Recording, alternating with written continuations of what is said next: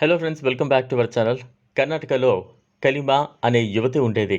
తన పేదరికం కారణంగా బలవంతంగా తనకు ఇష్టం లేకపోయినా వ్యభిచారం అనే ఊబిలోకి దిగింది. కొన్నాళ్లకు ఒక డబ్బున్న వ్యక్తి, తనకు ఎక్కువ వయసున్న వ్యక్తి ఆమె దగ్గరకు వచ్చినప్పుడు అతను కాలిమను ఇష్టపడతాడు. ఆ తర్వాత పెళ్లి కూడా చేసుకోవాలనుకుంటారు. అతనికి ముందుగానే 20 ఏళ్ల కొడుకు కూడా ఉన్నాడు. కలీమా భర్త ఒక పెద్ద వ్యాపారవేత్త. తన పనులపైనే అతను ఎప్పుడూ విదేశాల్లో ఎక్కువగా తిరుగుతూ ఉండేవాడు. ఇంట్లో తన కొడుకు కలీమా మాత్రమే ఉండేవారు. కొన్ని రోజులుగా కలీమాకు ఆరోగ్యం బాగోలేకుండా ఉంటుంది. దాంతో ఒకరోజు డాక్టర్ దగ్గరికి వెళుతుంది కలీమా. డాక్టర్ దగ్గర తన ప్రాబ్లంను చెప్పింది. డాక్టర్స్ అన్ని టెస్టులు చేసి కలీమా ప్రెగ్నెంట్ అని చెప్పారు. ఇది విన్న కలీమా ఒక్కసారిగా షాక్ అయింది. తనకేమీ అర్థం కాలేదు. తన భర్త ఇంట్లో లేక 3 నెలలకు పైగానే అయింది. ఎప్పుడు నాకు గర్భం రావడం ఏంటి అనే డాక్టర్స్ని మళ్ళీ టెస్ట్ చేయమని అడుగుతుంది. అయినా సరే ఏ రిపోర్ట్స్ వచ్చాయి? చాలా బాధగా ఉన్న కలీమా తన ఫ్రెండ్ ఇంటికి వెళ్ళింది. వెళ్ళి తనని కలిసి తన సమస్య గురించి చెప్పింది.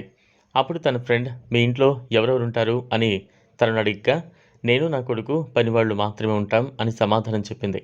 ఇలా చెప్పడం కరెక్ట్ కాదేమో తెలియదు, కానీ జరిగింది తెలియాలంటే మీ ఇంట్లో ఏం జరుగుతుంది నాకు పూర్తిగా తెలియాలి అని అంటుంది. నేను అడిగే కొన్ని ప్రశ్నలకు సమాధానం చెప్పు అని అడుగుతుంది. కలీమా సరే అంది. మీ ఇంటికి ఎవరెవరు వస్తుంటారు అని అడిగ్గా, కొన్ని నెలలుగా మా ఇంటికి ఎవరు రావడం లేదు, నేను నా కొడుకు మాత్రమే ఉంటున్నాం అంది. డైలీ ఇంట్లో ఏం చేస్తావని అడగ్గా తన పనులన్నింటినీ చెప్పి రాత్రి పడుకునే ముందు మాత్రం తన కొడుకు ఇచ్చే పాలు తాగి నిద్రపోతానని చెప్పింది. అయితే ప్రాబ్లం సాల్వ్. మీ అబ్బాయి పైనే నాకు అనుమానం.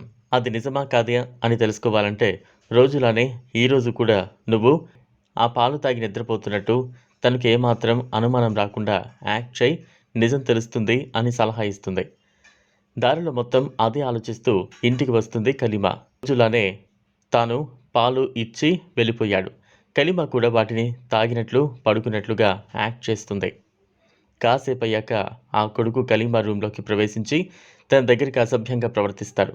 ఇంకా తట్టుకోలేక కలీమా గట్టిగా అరుస్తూ కొడుకును కొట్టి అదే రూంలో వాణ్ణి ఉంచి బయట గొళ్ళెం పెట్టి వెంటనే పోలీసులకు కాల్ చేసి ఫిర్యాదు చేస్తుంది.